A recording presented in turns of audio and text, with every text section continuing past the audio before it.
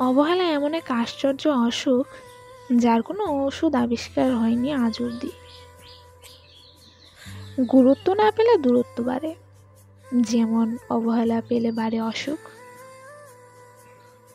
দিনের পর দিন মানুষটা নিজের কদর ভুলে সম্পর্কের পরিচর্যা করে গেছে শুধুমাত্র তোমাকে নিজের করে রাখতে।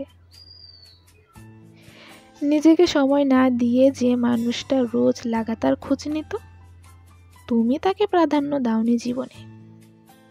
যতবার এড়িয়ে গেছো তার থেকে, ততবারই সামলে নিয়েছে নিজেকে। তোমার নরম মুখের শক্ত কথা তোয়াক্কা না করে সে সাথে ছিল তোমার দুর্দিনে। তুমি বুঝতে পারোনি, তুমি গুরুত্ব বুঝোনি তার। তুমি দিনের পর দিন তাকে অবহেলায় ফেলে রেখেছ পুরনো ময়লা জমে যাওয়া জামা কাপড়ের মতো। এভাবেই বা আর কতদিন? মানুষ বুক পকেটের মূল্য বুঝে কলম হারানোর পর। সেই মানুষটাও একদিন আচমকা ঘুম ভেঙে তোমার উপহার দেওয়া শত শত অবহেলা জমিয়ে জমিয়ে তৈরি করে নিয়েছে তালাবদ্ধ একটা মন ঘর, যেখানে তোমার প্রবেশ সম্পূর্ণভাবে নিষিদ্ধ। তোমার কোনো নরম সুর যেখানে দাগ কাটতে পারে না, যেখানে তোমার চোখের জল তার মন স্পর্শ করতে পারে না। তোমার না পাওয়া চিৎকার চেঁচামেচি ঢুকতে পারে না সেই তালাবদ্ধ মন করে।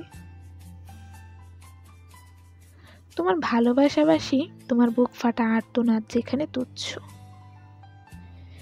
যেখানে অবধি পৌঁছতে পারছে না তোমার হাজারটা ফোন কল, শত শত মেসেজ। মানুষকে একা করে দেওয়ার মতো অঘোষিত অপরাধ বোধ হয় পৃথিবীতে আর কিচ্ছু নেই।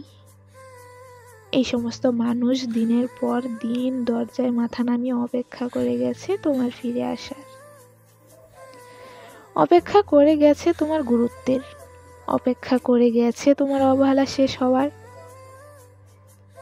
একদিন, 2 দিন, বড়জোর 3 দিন, তারপর থেমে গেছে কোথাও, পিছিয়ে গিয়েছে 1 পা 2 পা করে।